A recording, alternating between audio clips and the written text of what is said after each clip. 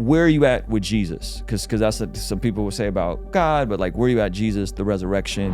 What do you think there is, if you had to take a guess, like at the industry, right?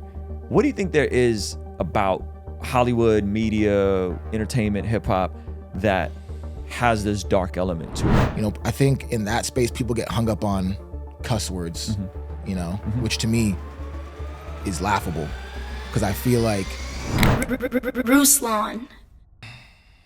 Ladies and gentlemen, we are here with one of the biggest independent rappers out there. Just if we're just talking numbers and analytics, this man is doing ridiculous numbers, multiple plaques, worldwide impact. And he's here with us today. He's going to be sharing his journey, his story.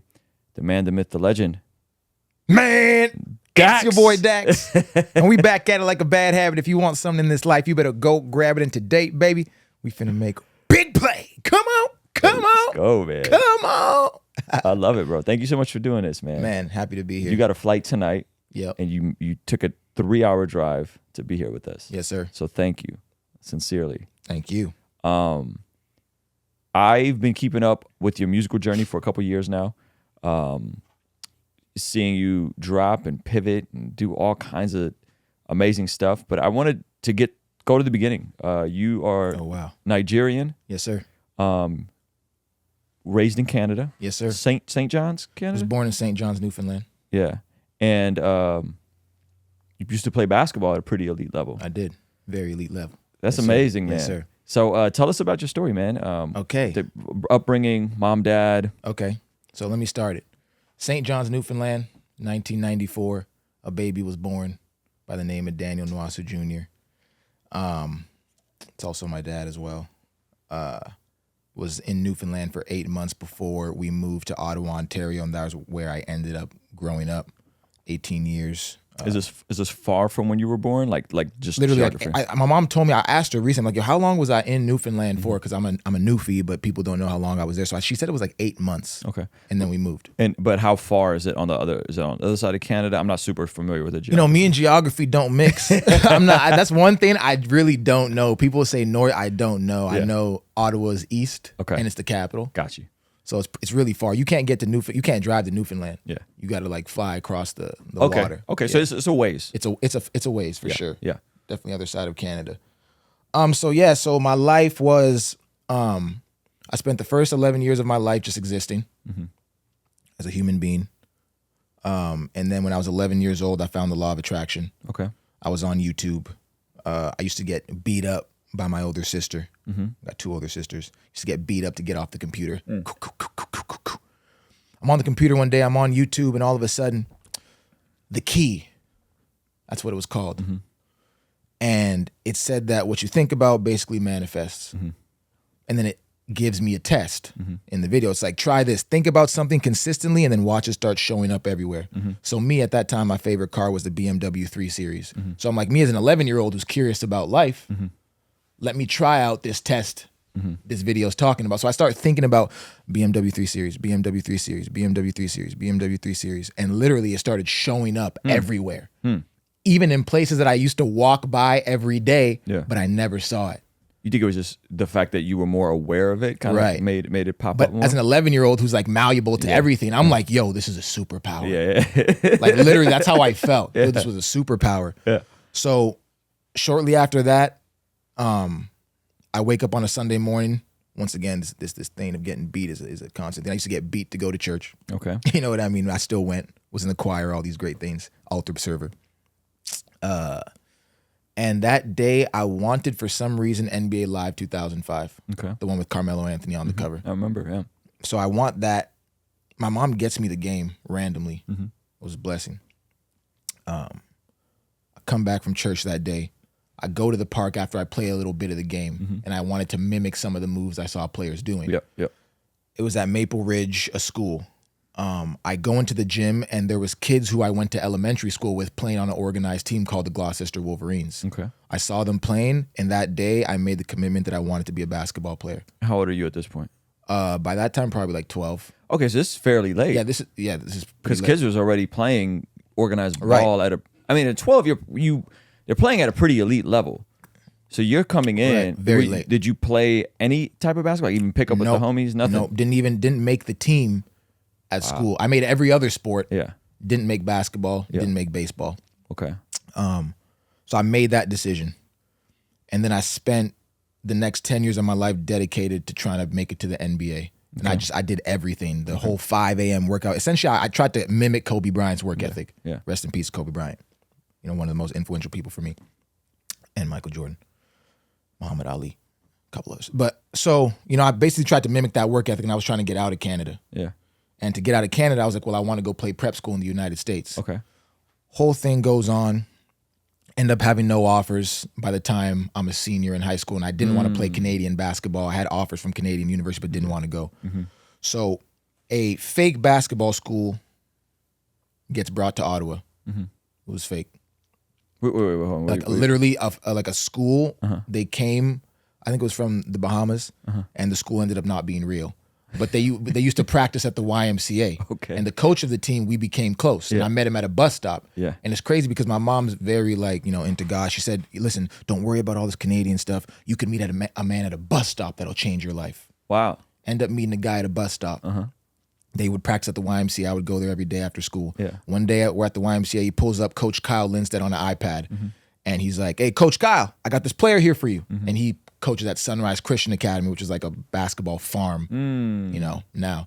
So Coach Kyle's like, hey, man, well, if you're good enough, you can come down here to Kansas and try out. And, you never know what'll happen. Yeah. So I put all this money together, fly to Kansas, picks me up from the airport. Buddy Hield, he plays in the NBA now. I beat him in a shooting competition as soon as I get off the airport. Didn't miss a shot the whole thing. Wow. I end up going to Sunrise Christian the next year. Let's go. My mom was right. I met a dude at a bus stop. Wow. Crazy. Dude, that's a trip. Crazy. Now, how dedicated were you? Did you like have the jump soles and do the vertical? I didn't have work? jump soles, but I had the jump soles. You had the jump I soles? was OD. Wow. Yeah. My calves were massive. I still couldn't dunk though. Wow. I get the ball over the hoop, but that was as close as I That's get. the jump soles. I remember those. Yeah, I would get the little workouts in the East Bay magazines and like get the DVD and like plyometrics and all that kind of Dang. stuff. Listen, man, Armenians and genetics, it's just a little different, Yeah, that's crazy. So I think honestly, I truly believe in terms of like work ethic. Yeah. I'm not even gonna lie. I'm gonna put myself in the top 0.0001%. Like I tried everything and did everything I could possibly do all the time, 1,000 shots, all these things. Yeah.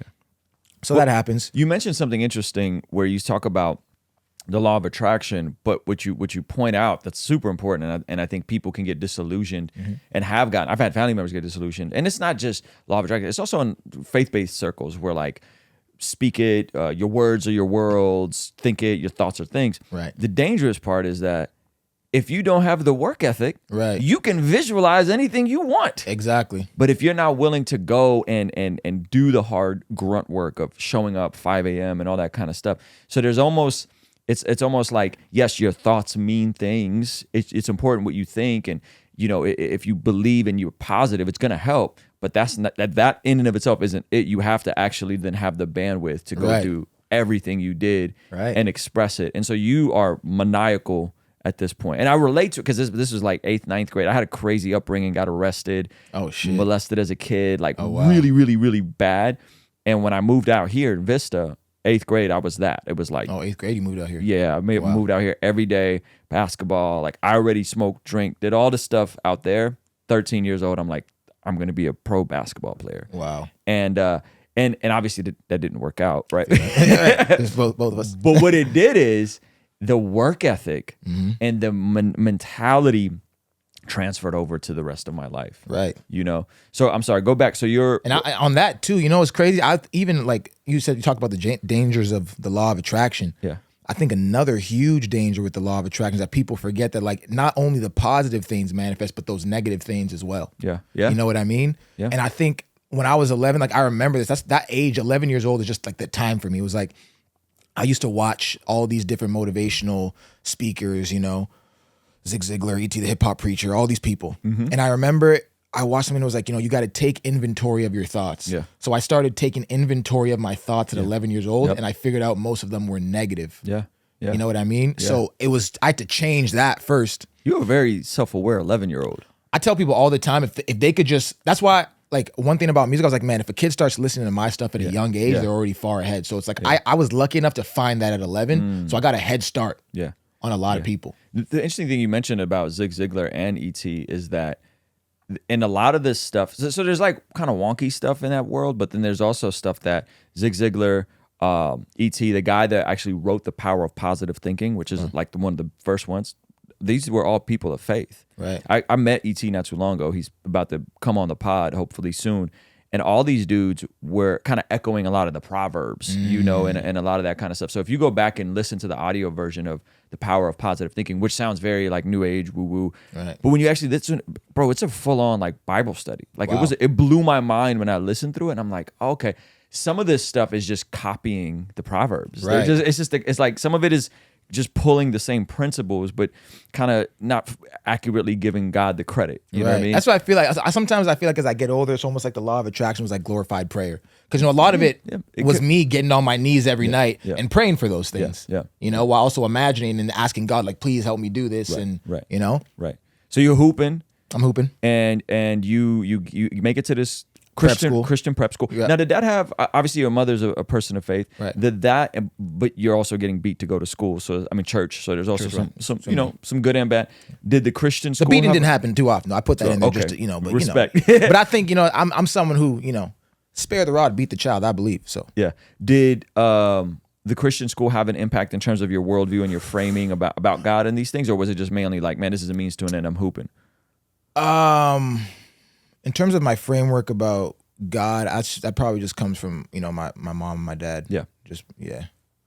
I wouldn't say the school necessarily did, but I've just always just been very strong with, like, I just look at God in a logical sense. Yeah. You know what I mean? I don't even know if you want me to get into that, but yeah, we can get into that whenever. Okay. It was just a side note, but we're definitely going to get into that. So yeah, I'm there. But yeah, the school definitely, I mean, at Sunrise Christian Academy, we had Bible study every day. You know, on Sunday, there was the chapel that we went. Dr. Linstead, who's a genius. I was just with him a couple weeks ago when I was filming To Be a Man. Yeah, it's just, it's a crazy school, man. And now they're turning out D1 talent like a machine. Yeah. So I go from there at the end of that year. Didn't have any offers as well. Coach Kyle calls Dan Russell on the phone. He was at Casper College, and he said, hey, I got this player for you, because I led the team in scoring the second team. And then I get the last scholarship to Casper College. Didn't even recruit me or anything like that. It was a junior college.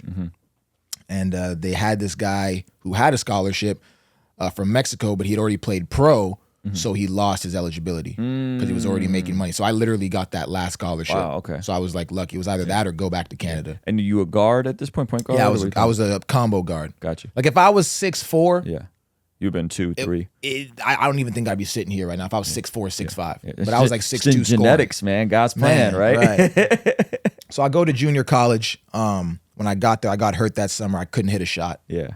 Then I started studying Dennis Rodman, because he recruited me as a scorer, but I got hurt and didn't work on my game that summer. So when I came in, I couldn't hit a shot. So everyone was like, ooh, what is this guy doing? Yeah. So I start studying Dennis Rodman, and I come up with this diabolical plan. And this is actually a crazy story. I'm like, you know what? I'm going to be the loudest person in the gym. Interesting. I'm going to talk and shout the whole practice, and then I'm going to periodically go to the bathroom. I used to tell my coach, hey, coach, I got to take a shit. You know what I mean? Yeah.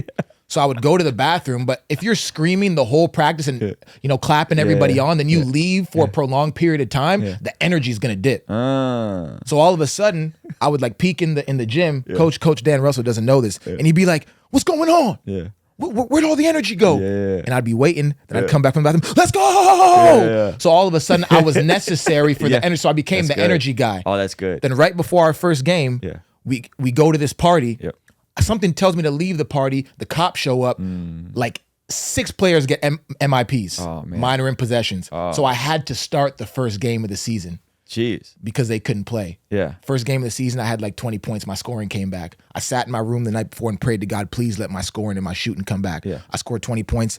I started the rest of the season. Wow. Got a Division I scholarship Wow. So you went from that junior college to the University of Montana. to a D1, and then that was in Missoula or Yeah, Missoula. Missoula, yeah. Montana's beautiful, man. Beautiful. So what is the experience of playing D1 basketball like at this point? You're pivoting over. D1 was horrible. Okay. I got hurt that summer. Coach Tinkle calls me, says, "Hey man, I know I gave you a scholarship, but I got a job at Oregon State, so I'm going there. But if you still want to go to Montana, the scholarship's still there for you." Well, I'm like, "Well, it's my only one, so I'm going." Yeah. So I go there, get hurt. Travis DeCure was the head coach there. It just didn't work out. End of the season, he tells me I got to transfer. So they would, because I was wondering, I saw that you had transferred a bunch of times. Yeah. I was wondering, was that, because you wanted to, because sometimes there's like a politics to it, right? You're Right. trying to move over, but you just had to do it. Right. I had no choice. It was I couldn't play. Like they would, that's a whole crazy story too. And they wouldn't just honor the scholarship and keep you on the team. Like it was like you got to transfer and bounce. Yeah, so I walked into his room at the end of the season. He has a board there. And he says, "Yeah, these are all the projected minutes I have for people next year." He pulls back the board. It says, "Daniel, 3 minutes." And I'm like, For wow, the year? for next year. Yeah. I'm like, wow. So I'm like, so you put a cap on my potential without even knowing. Mind you, they wouldn't even give me playing time. And by the end of the year, I was killing in practice and all this stuff. And I got hurt, blah, blah, blah. How did you get hurt? Because I'm It hearing was my lower back. lower back. Okay. Yeah, I tore a muscle in my lower back. It happened in high school, then it happened again. And my thing, I was like this. Like I'm not gonna baby any situation. Sure. So if I'm hurt, I'm not about to be. Yeah. But when you hurt your lower back, it doesn't look like you're hurt. Yeah. But I'm telling them like, yo, I can't move. Yeah. I literally can't move. I'm not gonna cry about it, but I can't move. Right. And they're like, "Well, you look fine." I'm like, I can't move. You know. So that was that. Then I went to Newman University. Okay. Coach D1, D2? D2. D2. Coach Potter. He actually does mental health speaking around America. Okay. Great guy, man. Coach Potter calls me on the phone. "Danny, hey man, come back to Wichita. I got a scholarship for you." As soon as I got off the phone with him, I accepted it. So I go there, get a job as an overnight janitor. That's when I started writing poetry. Wow. And then the poetry thing is the first like expression that kind of got you a little bit of positive reinforcement, momentum to Right. start making more of it. Yeah, that's super interesting, man. I was on, our stories are very similar in that I played basketball, did music, and then I was on the San Diego Slam team from Oh, wow. like 2005 to 2006. So I'm not sure how immersed you are in the spoken word scene or was that, but like, Oh, so I thought you were talking slam ball. no. Slam poetry. No. Slam poetry. Slam poetry. Slam ball is that's a trick. That's crazy. No. Slam poetry. So me and Rudy Francisco were on the same slam team. I could never beat him in the slam. Wow. He's like a big poet now, and a bunch of guys. And so we would travel and go to these slams. It's kind of weird in hindsight. Like you're like doing a poem and they're like holding up, grading you on a scale of 1 to 10. That's crazy.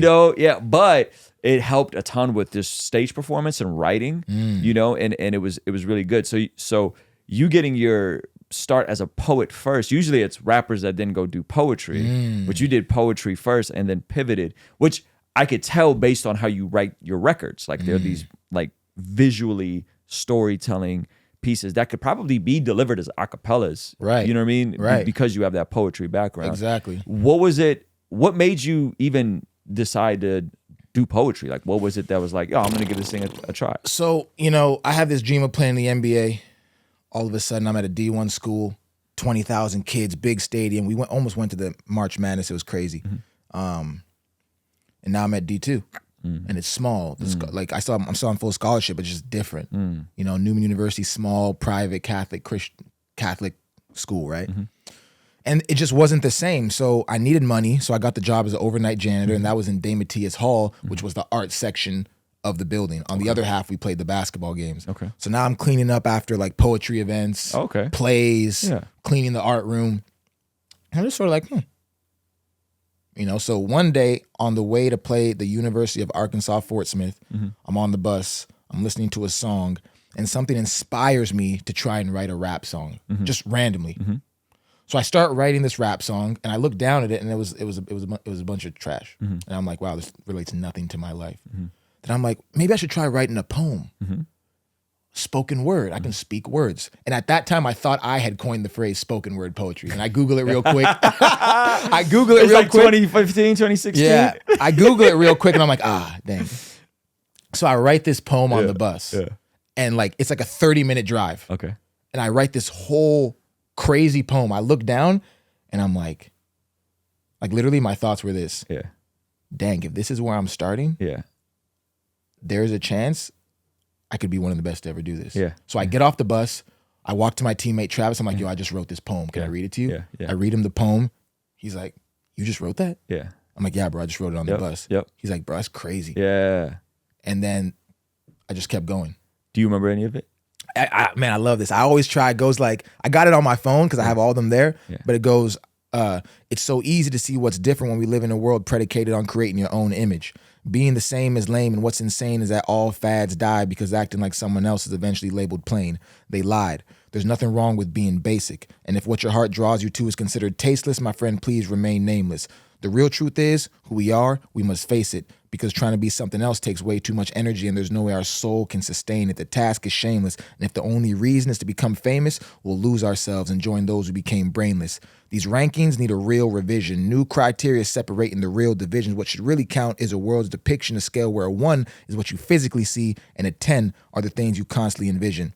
And then there's like more. Come on, bro. And it keeps going. So it was almost like it was like an ode to myself. Yeah, That like, yo, it's okay if you like writing. Yes. Because at this point, I've been playing basketball, Right. you know, macho, all Right, the right, da, right. and it's like, I can't Yeah. write poetry. Yeah. And your identity is probably immersed, because that's the tough part about whenever you do anything at a very elite level, it becomes Right. the label over your life. Right. You know, so instead of like, you're Daniel, you're the human, you know, from immigrant parents from Nigeria, it's like basketball player. Right. You know, and so that's dope, man. So you start writing it and you're instantly fairly good at it. Right. How does the pivot to music happen?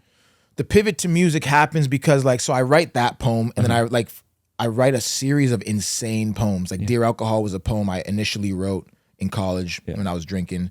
There was another one about love, God, school, all these things. And then I had this dream one time because I started doing like poetry stuff online and dropping, because I wanted to essentially be like the Drake of poetry. And I didn't want to rap. I was like, I just want to do this. So I have a dream one time because at this point, people start telling me that Tupac also wrote poetry. So I'm like, dang. And then I went to go watch that Tupac movie at this like cheap theater in Wichita at like Which Town one? East. The documentary or his life story? The one that's titled one of his songs, All Eyes on Me. I go watch that one. So, you know, law of attraction. I start thinking about Tupac, finding out he also wrote poetry. I have a dream with Tupac in it. I also had a dream with Michael Jordan in it because I was basketball and that was this. And it was basically like, if you want to make an impact, essentially you're going to have to put these poems in a song because they have more replay value. Yes. So I wake up and I'm like, that makes sense. You know, like people hear a poem, oh, cool. Yeah. You But listen a to it one song, time. Yeah. right, they Yes. can- Yes. So that's when I started. That's why That's a lot crazy. of my songs. You had that thought, like you were thinking about, because when we were in the spoken word community, one of the reasons why I stopped doing it is literally what you just said. Why we couldn't find anyone that could monetize their poetry outside of a live show. Wow. So that means that all these guys had to keep traveling, and they still all do travel. The way to make it as a poet now and back then really was to get into the NACA circle, which is the National Association for Campus Activities. Wow. College shows, you pull up, do a spoken word set, you make $2-3 grand, and you do 30 of those a year. And we got to that place of doing like 30 a year. But that's really the only way to monetize the spoken word. Whereas Right. what you're saying, well, music has immense replay value. Right. And that's why a lot of my songs, like early on, even like the Dear Gods or, you know, my She Cheated Again, these were just like long form poems on beats with no hooks. So it was a period where people were like, oh, you can't make any hooks, because I would just rap from the beginning to the end, you know? Yeah. So yeah, that's how that happened. And I started going more towards music. Yeah. Now, how did you end up in LA? So initially when I first went to LA was like 6 years ago. It's crazy because I think I can't, wow. What happened was I was graduating and I was just like, well, this is where people go to, you know, further their career in music. Like it's like, it's like a hub. Wow. Okay. But first I was like, you know, before I do that, I want to, like, I need to go there with something. Sure. I was like, if I go there with nothing, I feel like it's a very easy place to lose yourself. Yeah. So I need to build. Yep. So I had a little time frame. I was like, okay, well, I'm graduating. I did an extra semester. Had to do an extra semester because of this whole crazy story. All crazy stuff happened there. Did an extra semester, but that also helped me. You know what I mean? Yeah. So you were able to graduate in 4.5 years? 4.5. Yeah, respect. So I like Where'd you get your degree in? communications. Oh, okay. I started off psychology, Uh-huh. then it was economics. Yeah. And then at the University of Montana during the sports class, a guy walked in and he said, communication is the single most important thing you do in life. It will like literally decide whether you're successful or not. Yeah. I walked to like my advisor and changed it that day to Got it. communications. Got you. So you finish school, takes you a little longer, and you're like, I'm going to do this music thing. Right. I'm going to LA. Right. And so what is that like, going from elite level basketball, finishing school, and then you're in LA, which is I am not a fan of LA. Right. That's why I can't even, I don't even stay there anymore. It's more just like when I'm filming a music video, like I have my stuff out there. Sure. But it was essentially, to me, people always tell me like I was an aloof. I'm in my own world. Mm-hmm. So now I think back on myself back then, I'm like, dang, I was really just Yeah. out there. So essentially I was like, you know what, this is what I'm gonna do. I'm gonna go to LA. I already had like a little fan base and, supporters going. Yeah. I was like, for 8 months or whatever it is, I'm just going to make sure people see me everywhere. I'm just going to I used to go on Eventbrite, look up music events, and I would go to 3 or 4 a night Wow. and just like show face Okay. here, go to another one, Okay. go to another one, go to another, and just build a little bit of facial recognition. Yeah. Like, who is this guy? And back then I had red and blue hair Okay. and I'm sort of tall. Yeah. It stood out. So you were doing the whole like scene, like you were in the scene around the people. Right. And this is also where like the drinking and stuff started building up, as much more. So I did that for 8 months. And, I think there's this like misconception where it's like everyone goes to LA and their thoughts are, man, if I could just meet the right person. Yeah. Yeah. So you're going to all these things trying to meet the right person. Right. So after 8 months of trying to meet the right person, I looked in the mirror one day and I met myself. And I was like, I'm the only person who's going to change my life. Yeah. So then this whole thing happened and I ended up writing She Cheated Again, which was like my breakthrough song. Now, you are rubbing elbows with a lot of folks already in the scene, though, like, because you end up doing some big records with some big artists. How did that come about? And was there, because when I looked your stuff up, it said that you, I guess, did work with some labels or didn't work with some labels? Because I know you're independent now. No, so what happened was I've been independent the whole time. 4 months after Dear Alcohol dropped, I signed it to a small label called Records to try and help get it on the radio. Oh, okay. Dope. And so that was just for the single? Yeah, but now I'm also working with them with like Depression and then the one I just dropped, To Be a Man. That's awesome. Yes, sir. Hey, you want to see something crazy? Over 51% of the people who watch this channel are not subscribed. Do me a favor, please hit that subscribe button and hit the bell notification so you don't miss anything we have going here. I appreciate you. So they do distribution marketing for you. Distribution, marketing, record label stuff, playlists, help me try to spread the... That's interesting, man, because a lot of guys who get to the level of virality you have, at some point usually, like, do you know who Nick D is? He's a big TikTok artist. Okay. It's irrelevant. I'll just give you the condenser. Good friend of mine, he had a record called Pineapple that took off. Oh! Yeah. Yeah. Funny like a pineapple. Yeah. So like he had already a catalog of probably 100 songs before that, right? And he finally cracked like the TikTok format, switched up the genre. And so what he did with Pineapple is he did a thing with Universal Republic for just the song. He just let the song go with them. He had a 90-day window clause. He couldn't drop any other music. And then as soon as that 90-day window was over, dude, he just started flooding Spotify every other week. Again, boom, banger after banger. Now he kind of found his. And so it was like the major label look allowed everything after that to just go crazy in the Spotify algorithm. And then they kept trying to come back and do an album, do this. And he was like, I'm chilling. Like, I'm good. And now it's like the deals he's getting offered are ridiculous. And he's like, for what? Like, I could just stay independent. I got the little bump in the algorithm. And again, who knows how much Universal Republic really did for him. You know what I mean? And so when I was looking at your thing and I was looking at your Wikipedia, I was like, oh, maybe something similar happened. But you were just out here just in LA grinding. Right. Yeah. That's this was amazing, man. Man, it's hard to really explain it. It's like, it's crazy. And Nick is, by the way, a hooper as well. Oh, he was? Yeah. Okay, So it's like, there's this thing, man, like with guys that do like elite level in one area usually can transfer it over to something else. Whereas the other people from the outside looking in are like, well, it's just art. Like it's just magic. It's like, no. It's deliberate focus. Right, exactly. Over a long Discipline. enough time horizon. You know what I mean? And so that's dope, man. So what was the first like breakthrough where you're like, okay, this is a career? I would say my song She Cheated Again. And that was what year? 2016, 2017, or 2017, 2018.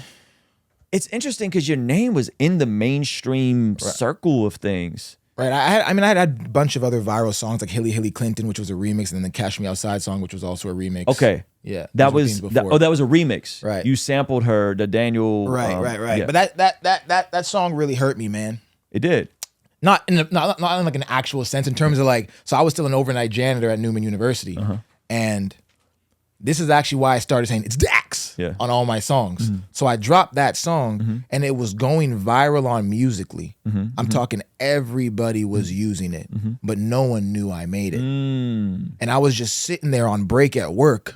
You know, I'm making $7.25 an hour, and I'm just like watching everyone use this song, and it's going insanely viral, but no one knows I made it. Yeah. So I'm like finding the emails of these TikTokers, like, yo, could you like repost that, but then maybe like tag me, that's Tag like me my in it. song. Yeah. I'm emailing everybody. Some do, some don't. Yeah. And that was when I started saying, it's Dax, it's Dax, it's Dax at the start smart. of songs, in the middle songs, before the verse, after the verse. Yep. Like, just because I'm like, it's never happening to me again. Wow, that's interesting. And wow, okay, so this is why you were still in school that came out. Yeah, I was still in school. Okay. Yeah. Respect. Now, when you're in LA doing your, like, really trying to get things off the ground, that 8-month window, how are you able to sustain yourself before there's that first kind of break financially? I was making money.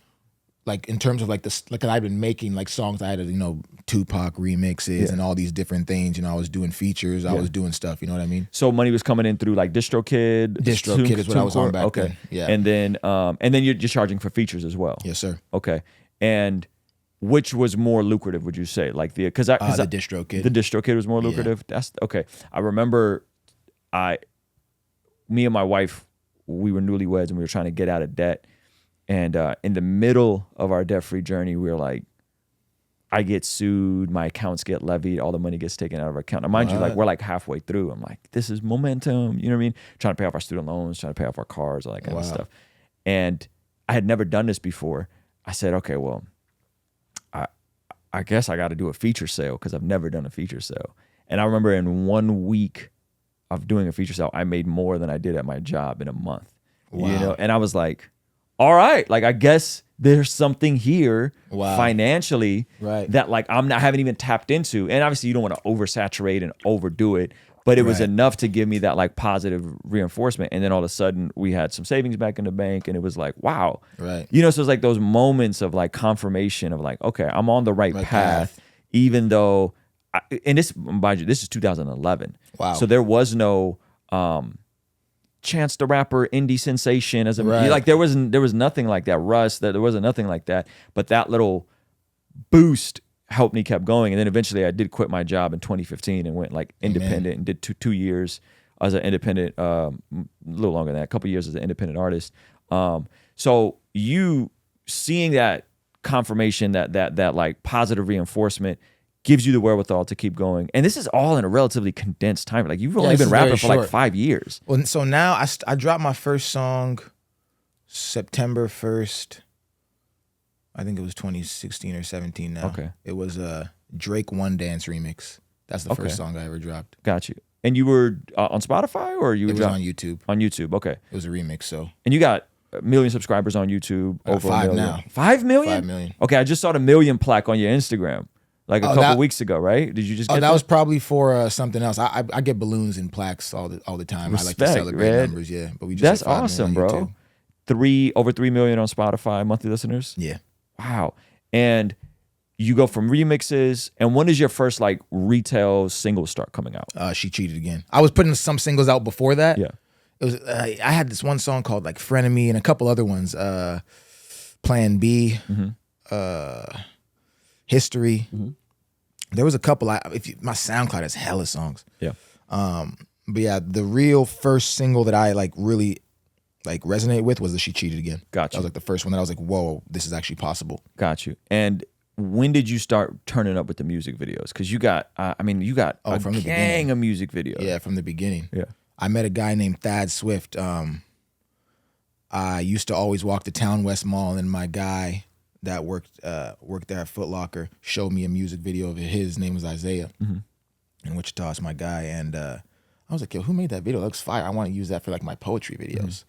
So it was this kid named Thad Swift who lived in Wichita, Kansas. So I go on Facebook, find this guy, and I was like, yo, we're gonna change the world. Hit me back. We're gonna change the world. Hit me back! Exclamation marks. He replies back. I'm like, yo, you got to drive down to my school, bro. Drive down to my school. He's like, all right. So he pulls up. Are you kind of popping at this point already with a bit of an audience? I got a little bit of a following with the poetry. And I have like different poetry videos because I used to do like motivational speeches in front of this like picture at my school. Like a banana motivational, all these different things. I would literally drop one every day. Like I was going crazy back then with those. So yeah, I had a little buzz going poetry wise. So he drives down and I'm like, yo, what can we do? Like, I was like, I don't just stand in front of me and I'll do it in one take. What can you charge me for that? That's how I started doing one take videos because it was the cheapest way to do what I needed to do. So I would memorize everything and get it done in one take and it would be super cheap. Wow. Yeah. And when did it start scaling to where, I mean, these things look like movies now? Right. It started scaling that once I started to move. When did it start scaling? I've just always been like, man, so here's a funny thing. Out of all the money I make, like 90% goes into marketing music videos. You're just reinvesting everything. Just everything. Wow. It's crazy. You're like the Mr. Beast of indie music. Right. Like my business managers was like, yo, it's crazy. Like 90% of everything you made went back into it, which is cool. So like literally the 1 year before I dropped Dear Alcohol, I dropped 22 music videos that year. I filmed like 35. You didn't drop all of them. Didn't drop all of them. Yeah. They just weren't good, or you just they were great. I just have this thing where I want a music video for every single song I've made. Yes. That's my goal. Because I don't make throwaway songs. Sure. If I have it on an album, it needs a music video. Right. So like, I just do that. So it's been scaling. It's always been scaling. Yeah. I want to make bigger music videos, Yeah. When did it scale to the point where now you have a business manager, a lawyer, right? Like when did that click? Because it's one thing to be like, yo, I'm leveraging social media and I'm dropping amazing things and they're going viral and I'm making some money, but like you have infrastructure now, it seems like. Honestly, that started early. I had the business manager and stuff like that when I wasn't even really making that much. It was just sort of like something to install in place, Okay. But I mean, again, average person listens to this, independent. They're getting a little bit of buzz. Right. Well, how do you find these people, or do they find you? So I have a manager. Okay. And then she kind of connects the pieces of lawyer, business manager, all these other people. And they're kind of overseeing a lot of the accounting and what's coming in and what's going on, what's being spent. That's dope, man. Right. That's dope. So it really seems like the way the music popped off was the same old, like, put a song a week out, consistently drop. Not like that exact formula, but the consistency of great songs consistently coming out with great content. Right. And doing it over a long enough time horizon. Right. I think for me, it's like, I always tell people, it's like, I don't make music, I think music. It's like, so for example, Hillary Clinton went viral. At the time it was Donald Trump versus Hillary Clinton. So, Designer dropped Timmy Turner. So I'm walking, I used to take these mental health walks to the mall. And all of a sudden I start going, Hillary Clinton, lots of Trump and now we tripping. Thank God I got a passport. A couple months I'm going missing, right back to Canada because it's violent, looting and riots. Why ain't they wilding? Democratic Party crying, all the Republicans smiling. So it's like it was centered around the election. Yes. So I knew it was going to go viral. Yeah. So I always tell people it's like I don't randomly make songs and hope something's going to blow up. When I start writing something, I know what's going to happen. And the only reason something doesn't happen is like, okay, well, maybe people didn't mess with it as much. Sure. But essentially everything I make, because it's about something, is going to do well. So it's like, it is the thing of let me just put out songs and songs and songs, but it's like, who cares about that song? Yeah. It's the aspect of the 10,000 hour rule that people forget, which is, 10,000 hour rule, do anything for 10,000 hours. You can be an expert at something. Right. But what they often miss is 10,000 deliberate hours. Right. You got to be deliberate with it. Exactly. So you're thinking of the end consumer. Exactly. It's exactly like you said. For example, like, Ray Allen, game shots from game spots at game speed. With my music, it's like I don't just drop random music. Right. That's dope, man. I think the tough part, for people is that they want to just be artist and that is all. But you're saying, no, you got a consumer on the end of that. And you gotta think about what they're into and what they're considering and what the zeitgeist of the era, the culture is right now. Right. to make sure that person receives whatever it is you're offering. And that's the poetry mindset. You know, like I've never written anything random, you know, so it's like, you gotta like people have their own lives. You ever heard the word Sonder? It's like, you know, everyone's living their own life outside of you, but sometimes people forget that. You know, so for me, it's like, why would this person who has their own life, their own set of problems, even take the time to listen to me? What am I providing to them? Yeah. Like I'm in service to you. It's like I'm the janitor and I'm trying to clean up, and I'm in service to everyone listening. Yes. So I can't just drop some random song as an independent, you know, artist and just be like, oh, you should listen. Yeah. It's like, what is this song going to do for you? Yeah. Yeah. And what do you hope your songs do for people? Make an impact. You know, for example, they make an impact on me first. Like I spend more time with my songs than anybody. Like I listen to my music more than anybody in the world. You know, so for example, for me, Dear Alcohol, for me was first to get me stop drinking. Yeah. And it was like sent to me by God. And when it was made, I was like, wow, this is a sign I got to stop doing this. Yeah. Yeah. So it was a month of me listening to that song, or like maybe 2 months, and drinking to it. Yeah. Also knowing like, wow, this like journey with drinking every day is coming to an end. Yeah. Because once this song comes out, I got to change. Yeah. So I'm drinking to that song, getting ready Yeah. to stop drinking. So it was for me, like I make my songs for me first, Yeah. and then they get to the people, and then it sort of changes for me. It's like, oh, okay, now everyone has it. And But that's the value in the art, Right. because you're actually providing something that can motivate people to do something different in their life. Right. You know, on top of it being a cool soundtrack and maybe a degree of escapism or whatever, which is what a lot of media is now, but there's an actual value proposition for the consumer to say, this is my anthem, and it's helping me get see, and clean. you said soundtrack right there. So like I think what makes me different than a lot of, you know, artists is that like I never wanted to be a music artist. I started at 22. I never ever wanted to be famous or in the public eye or anything like that, you know? So I've listened to music as a average music listener my whole life. I've never been to a concert. Mine was the first one I went to. I love that. You know? So I like music was always just literally, I used to say it's a soundtrack to my life while I'm hooping. Yeah.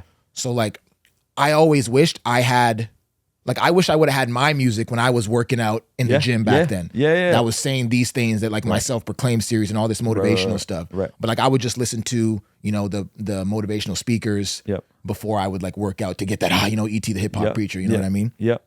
So like it's sort of that for me. Like my music is a soundtrack to my life. And you know, in life you have these things. You may have struggled with alcohol. Yeah. You know, you may have struggles with a girl. Yep. You may have struggles with faith. Yeah. So these songs are the soundtrack Yes. to my life. Yes. And I'm just praying people relate. That's so good. It's a paradigm shift in terms of how art is usually made, right? Because the perception is art is for you. I'm making the art for me, and it's about me and what I want. And you're saying, no, it's about the people. Right. And I think that's why you're so successful. I Right. think you're considering that. You did the tour with Tech Nine, and I was just always curious. Legendary. 100 was it 100 shows? Was it 100 shows in a year, or So 100 shows on that tour? It was 65 shows on that tour. Then right after that, I did my own American and own Canadian. So that year, my first year of touring, I did 100 shows. What was the turnout when you pivoted from Tech to your own shows?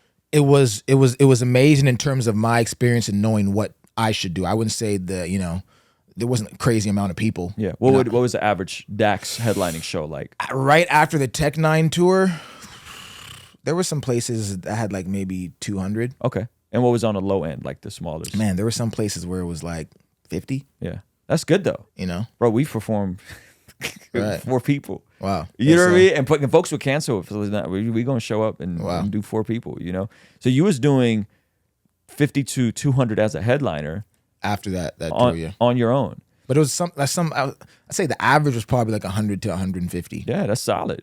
That's solid. Now, you said that you learned a whole lot from that Tech tour.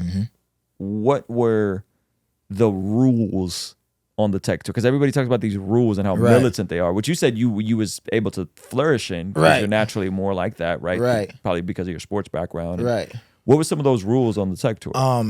Like no smoking on the bus and stuff like that. But I've never done any drugs, so that was easy for me. Yeah. What else was there? I don't even know.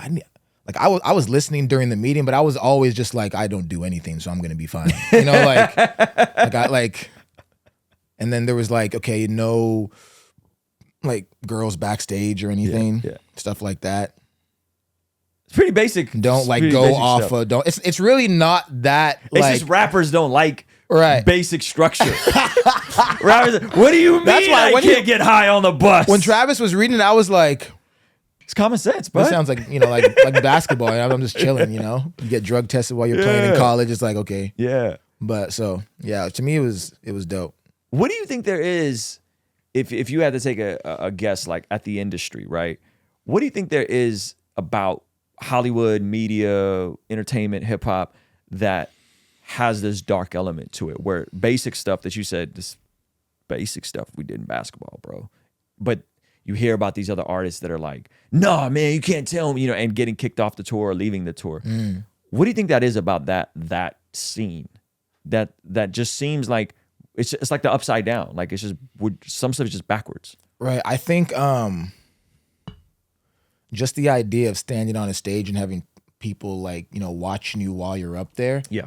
It's very like it's not normal. Yeah. Even just like, having a phone to your face is not normal. Yeah. And I think a lot of it like there's an escapism where it's like you wanna get away. Like you don't want to actually mentally fully be there, because not only is it like nerve-wracking, you're nervous and all these things. Yeah. So it's like you end up doing substances to escape Yeah. from the reality, even though the reality is like, quote unquote, it's dope. Yeah. But you don't want to just like be there sober. It's like, when you go to the club, you're just going to like, I remember like when I was I went to the club a couple times back when I used to go out. I was like, man, let me just try like not drinking here. Yeah. And I'm like, yo, this doesn't even make sense. It's not as cool when sober. you're not drinking. Yeah. It literally, you look around. Music's too loud. You And can't you're really like- have a conversation. Right, like Yeah. what's really like? So I think it's almost like that in the music stuff, because there's everything's such easily accessible, but without anything like Yeah. altering your brain, you almost start looking at it like, Yeah. wait, hold up. Yeah. Do you think there's anything going on in the supernatural, in the spiritual realm of just the scriptures talk about, like there's the prince of the air. You know what I mean? Do you think, have you seen some of that kind of stuff? I think there's definitely I think there's spiritual warfare going on for sure. I've always been on the outside of the industry looking in. I don't know. Yeah. I'm not in any of the places like where people say quote unquote this, that. I've never seen anything or been put in a situation like that. Yeah. But I think there's stuff going on, and I the end times are here. I'm going to be completely honest, and it's crazy. Yeah. Yeah. You wrote the song Dear God. Yes, sir. Which is when people really started like, because I already knew who you were, but people were like, yo, check out Dear God, check out Dear God. You should reach out to Dax. Check out. And I was like, okay, like this is cool, that you're thinking about these things. I always find it interesting when artists that don't overtly brand themselves as Christians are having these thoughts and these ideas. And then you did the response. It was almost like a response to Dear God, it felt like. Or I don't know if that it was Child of God? Child of God, right? Okay. Which felt like the release. Right. Dear God So was that- questions. Child of God was statements. Right. And would you say that was kind of would you say you've always maintained a degree of faith in God? Or would you say that was when, after you got sober and all these things started Right. happening, the art and you asking questions and then doing the responses and you kind of start being more aware of who God is? For me personally, I've never personally questioned God. Okay. People like see my Dear God song, but they like, I think they missed the fact, even in the beginning, I'm like, I believe sometimes it gets hard. So essentially to me, Dear God is like, I feel like everyone who believes in God, they're, taught that at one point they get to a certain point where they ask questions and then they have to make a decision as to whether or not they're going to continue or not. So I felt like Dear God was essentially giving every single question one might have and letting them know it's okay to have these questions. For me, with God, just, you meet my mother, you'll see she's praying all the time, and just like, as I've grown older, the way my brain works, I've always thought of things logically, and I've always just been like, okay, so, everything has, we accept everything that has a creator. Someone created this shirt. Yeah. You know what I mean? So I was just like, as a kid, this was around 11 when I just started doing all stuff. I was like, okay, well, if everything has a creator, well, then I'm like, human beings are the most intricate and most complicated thing. Yeah. So something had to make us. Yeah. If I'm going to believe something made this basketball. Yeah. Yeah. So that was my just like, there has to be a God. Yeah. Yeah. So I just always stuck to that, and that's my explanation whenever someone asks. So I've never really questioned it, and then It's they call it the fine tuning theory. When you really look at how intricate the universe is, Right. to the detail of your eyeball and all that kind of stuff, you go, this it is impossible that something this deliberate and this fine tuned could have came without a creator behind Right. it. Sometimes as a creator yourself, as an artist yourself, that like, wait a minute, this came together, but it almost feels like something otherworldly, like inspires you to create, you know? Right. So you're like, you know, whether we call it flow state or whatever, you know that there's something happening. Right. And I don't mean to be like in a weird, like, oh, you go into trance, but you could just feel this like aspect, even though our conversation right now, like there's this, that we're creating something in real time, you Right. know? And you go, yeah, that doesn't happen on accident. Like there's Right. something behind that. Right. The you know? world is creation. Everything is like, that's what the world is. Everything, like even creating a child. Like we all create Yes. every single day. Yes. So something created us. Yeah. And you can't tell me it was just some randomness. Right. You know, so that's me and God right there. So yeah, me personally, I know a lot of people probably think I've had like questions with my faith, but I haven't. Yeah. And growing up as a kid, I would always speak and people would always be like, yo, I was just thinking that. Mm-hmm. I would like talk in the car, I'd say something, I'd be like, that's crazy, I was just thinking that. So I've always like sort of spoken Yeah. for people. Yeah. You know, which is why the hardest part for me sometimes with music is like choosing what type of pronouns I'm going to use in terms of like personal pronouns or general. I or you. But sometimes you sounds weird. Sometimes you sounds like you're yelling at the listener. Right. You know what I mean? Whereas I or we sounds like I'm processing this externally. Right. And by the way, there's a strong message to this. Exactly. And then I also like saying I. You know, obviously there are some songs that are about my life or whatever it is, but I like to say I so that way anyone singing along, it becomes an affirmation. Yeah. Yeah. I think the tough part for people to process about art in general is that there are times where you may be embellishing, you know? Right. And it's not in I'm trying to be deceptive. It's in trying to capture a moment so that other people can relate to it. Right. So that the truth can be packaged into it. Right. And I think sometimes people can kind of struggle with like how literal are those questions that you're asking in that song where you're like, no, you don't get it. I'm actually writing for the consumer and asking questions people actually have about God in an attempt to communicate and build common ground with them. Amen. That's dope. So tell me, where you said your New Year's resolution or one of your goals in 2022 was to go to church more. Right. I think you said that was on Bootleg Kev. How was that going? I know you said you popped into a couple churches here and there.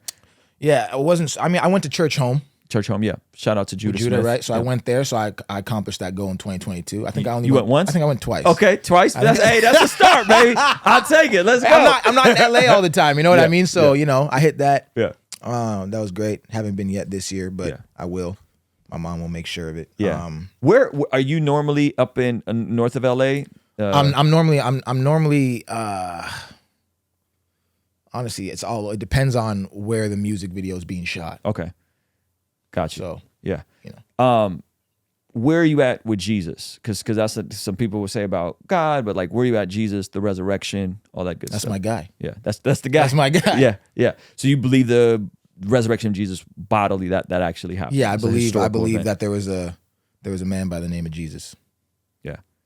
Did he die for your sins and Yes, rise from the grave? I believe all that. Yeah. That's awesome. You've also been kind of like, man, I believe, but I wrestle with the idea of like organized religion. Right. I that's the one thing that's hard for me. It's like belief for me is easy. You know. I don't like the fact that, you know, there's 10,000 different religions. Mm-hmm. So essentially, you know, it's the game of telephone. And if one religion doesn't necessarily fit to the confines of what you may think is right or wrong, you're going to alter it and create your own, which is why there's so many. Mm-hmm. So that's the only thing I struggle about with religion. Yeah. Is that it's like it is it's man-made at this point because there's so many different man-made religions, you know, and Do you think that's what kind of prevents you from wanting to press deeper into church and community and being around more followers of Jesus? not necessarily. I've always just, you know, I really don't go out that much, you know. Yeah. But like I like church, you know. Yeah. Especially like, you know, Judah's a great speaker. I tell him all, I'm like, yo, what you're saying is actually dope. Like I actually like listening. Yeah. You know, I grew up in Catholic church where it was like, you know, Father Frank, and it was like, he's like, hey, bro, how long is this? I'm trying not to pass out during the, you know, the 20-minute like sermon part. Yep. So, you know, like I like hearing dope content be spoken to me because I like to learn from it. Yeah. Well, you're also thinking of it from a creative standpoint as Right. well, right? Because you're like, oh, okay, like, oh, that story hits. Right. You know what I mean? I'm the same way where, you know, and I could do this. I've done this to a fault where I can just become like a preacher junkie. Like I'll like dive deep. You know what I mean? But Right. that's not always helpful either, because Right. like that you're supposed to take it and apply it and implement it into your Right. life. You know, that's awesome, man. I'm excited to see like where all of this takes you. You know, I'm excited to see you be more overt about your faith online. I feel like I've seen it just from the window we've been following each other on Instagram. Like I feel like even just in that window, I see you be more and more overt. And I don't know if that's intentional or not, but even in the music stuff, it seems like you're so vulnerable in the art, you know. But I feel like you saying these things, I think, is going to help a lot of these kids that are like they need to think about this in a different way. And it may not come from a Christian rapper, and that's or it may not even come from someone like me. You know what I mean? That makes overtly Christian content. It may be like you're the on ramp. They might see you on an interview like this, and then go down a rabbit hole and get into a pastor, get into a church. You know what I mean? And I think that's dope, because I think the fallacy that the fans have is they're going to be like, all right, cool. So Dax, when are you making Christian rap music now? Right. And when is all we don't want no more profanity. Right. You know what I mean? Like, see, and I don't even. I that's why it's hard, because I'm never gonna put myself inside of a box. That's why, like, you know, sometimes I'll put like on a heading for a TikTok. Recording a rapper who believes in God. Yeah. Or record, you know what I mean? I do stuff like that. Like, I've always been like, I love saying God, and you know, my goal has always been to grow while also glorifying God's name. Yeah. You know, my mom's on me about that, so I'm always big on that. Yeah. How does your mom feel about everything you do now? Oh, she loves it. Yeah. She loves it. She's happy that I'm making, you know, positive based music, glorifying God's name. All we talk about is God, literally. So it's just usually just about, you know, make sure you're still praying and glorifying God's name as you continue to grow. Yeah. And, you know, mention him and putting him in the forefront and all these things. Yeah. Yeah, you know, I'm not gonna lie. I feel like that the scene, like, I've never called myself in any type of. I don't even like the word rapper. You know, I just like the word artist. You know, so, you know, I think in that space people get hung up on cuss words. You know, which to me is laughable, because I feel like a cuss word's a curse word. I feel like you don't need to say the F word to curse somebody. You know, and I even feel like you know, I don't want to cuss here, but you know. Like you already did, bro. It's all good. In the beginning, all good, I said the poop, right? We don't censor or edit people. Okay, bet. So for me, it's like this, man. Like the word, the B word is even just a new term that came in like the 1800s. I have this theory that, you know, cursing somebody isn't a word. It's what you're saying. Yeah. Yeah. You know, if I look at a child who's growing up and I'm their parent, and I say, you're never going to be anything. You're never going to be anything. You're never going to amount to anything. You're never going to create anything that's of value. You hold no value in this world. You're cursing that child. Yeah, that's a fact. I think that's what cursing means. Not, I just randomly say an F word. Yeah. Yeah. We just had this conversation with Tim Ross yesterday, because they like let something slide in a pod, and it caught a bunch of backlash. Right. I agree with you. I think what you're defining is exactly it. And I'll give you kind of two ways that I think about it. One, you're right in that Ephesians says, let nothing unwholesome come out of your mouth, but that which is edifying and building up people. Let nothing unwholesome come out of your mouth. Wow. So that's kind of what you're getting at. Jesus said we'll give an account for every word that comes out of our mouth. So that's even like crazy. So I think the beautiful part about the gospel is that we look at it and we're trying to like grade humanity on a curve. Right. We're like, well, at least I ain't Hitler. Right. You know what I mean? Like, at least I ain't a pedophile. Like, where do we do that? We play that game. Right. And, right. Well, at least I'm not right. Right. But Jesus comes and goes, man, if you've lusted after a woman in your heart, you've committed adultery. Right. If you've hated your brother, you've committed murder. Right. And then again, every word. We talking about the F word and the B, right? No. These are new terms, you know, like recent terms. Anything that comes out of your mouth, you're going to have to give an account. Let nothing unwholesome part. So I think the beautiful part about the gospel is that the standard, God's standard, is actually way higher than like, don't be Hitler. Right. You know what I mean? Like, don't be that. Don't be. No. It's actually way higher. And the beautiful part about the gospel is that Jesus comes and deals with all of it, and lives the life we couldn't live, dies the death we should have died on the cross in our place, and then goes, place your faith in me. Right. Oh, and I'll give you a new heart and new desires, and the things you used to hate, now you love. I used to hate church and reading the Bible. Like, these were not friendly things. And now I love it. And the things I used to love, sin, the world, all these things. Now I'm like, ugh, you know what I mean? Like I don't want nothing to do with these things. Wow. And so I think that's the beautiful part about all of it is actually the standard is actually way higher, but the grace is way bigger. You know, like the grace is even bigger than we could imagine. And I think people wrestle with that because we want to grade everybody on a curve. Right. We always think about somebody that's a little worse than us instead of saying no. Just like on our own devices, bro, we're pretty jacked up people, right? Like we're pretty wicked people. And that's why we need grace. Like that's why we need the mercy of God. Now, in terms of profanity and my life, so it's like there's that, right? So I don't trip about any of that kind of stuff. In my life, what happened was I put out an album in 2015 called Do For One, and it was like a concept album from the premise of someone who becomes successful and they lose their faith in the process. And it's not necessarily from my point of view, but we had some profanity. We took it out, and I was kind of saying a lot of the same stuff. Like I said the same thing you said in an interview, right? And it went like super viral in the Christian rap world, and I'm like the cussing Christian rap, you know what I mean? Like, and so I had to think of a couple things like, is this the hill I want to die on? But more importantly, I had my son who was like 1 or 2 at the time. My daughter's 2 now. He's 8 now, and I had to like deal with like, do I want to have to compartmentalize who I am for my family versus how I am on music versus how I am with the boys and how I talk at a UFC fight and a boxing, you know, like, because now I'm taking my son to go see the fight at the homie's house. Right. And I was like, man, I want to be congruent. The root word of integrity is integer, meaning 1. I want to be the same person. And so the language aspect is just something that like, man, I don't ever want to be hanging out with Dax or hanging out with Zach. We're having fun. We just being boys, and then I didn't say it and say that in front of my son. And it's totally different when your kids do it. You know what I mean? Right. It's totally different when your kids do it. And so that's kind of like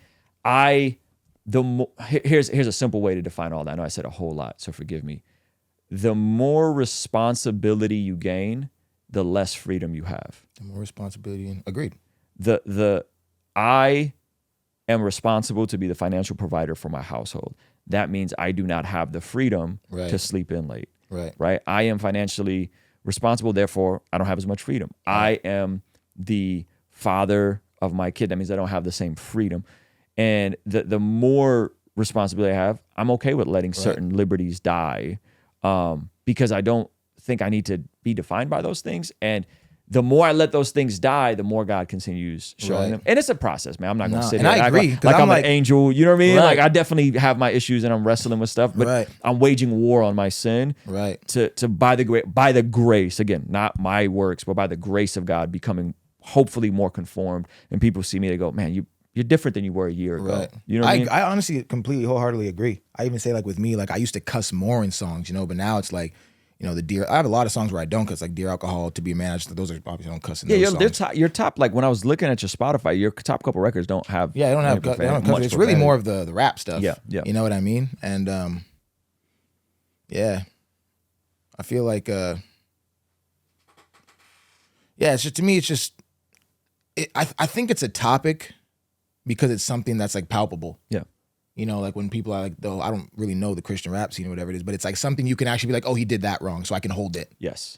You know, whereas they could label you. Now they could label you. Exactly. And they can dismiss you. And the moment there's a label on you, well, you know what I mean? That's why I never even just like, you know, I refuse to live in that world. Yeah. Where it's like I got to worry about. Yeah. And people get mad at me because a lot of times I'll tell people like, it's going to sound real bad. Like, we don't need more Christian rappers. Right. Like, we need more Christians who are going to go and make art. Right. And build that relationship with the rapport. And as they are pursuing Jesus, the overflow of that is going to impact their art. And it's going to look different. And it's going to be a journey for them. And that's just as important as like, let's make music for Christian kids so they have something clean and Christian to listen. Like, that's good too. There's a time and a place for that. Right. But I think we need both. And so I appreciate you being vulnerable about it stuff, man. Like, I think it's super dope for you to even want to come on a channel like this, you know what I mean? Yeah. And be willing to share this stuff where some people might be like, yo, I don't know about, you know what I mean? Yeah, no, I like speaking, you know what I mean? I always say, like, I've always felt like I don't have any bad intentions, so it's like, even if I do say some, you know, it's like, mean to hurt nobody. Yeah. So yeah, guys, we're gonna go over to our Patreon exclusive segment. I'm gonna ask Dax two more questions. I'm gonna ask what is the biggest misconception about him, and what was it like working with Trippie Redd and just all of his relationships in the industry. He's been going crazy if you guys don't know. So join us over there. All right. Hey, if you enjoyed this video and you want to see the full extended version of this podcast, be sure to sign up for our Patreon community for only $5 a month. It'll really help us continue contextualizing the gospel using YouTube, media, and podcasting. And in exchange, you will get full unedited versions of the podcast, of our daily after party streams, a discount for our merch store, and exclusive access to our private Discord server. It's only $5 a month. The link for Patreon is in the description of this video, as well as the pinned comment below. Again, hit the link in the description, sign up now, and I'll see you over there, all right? Peace.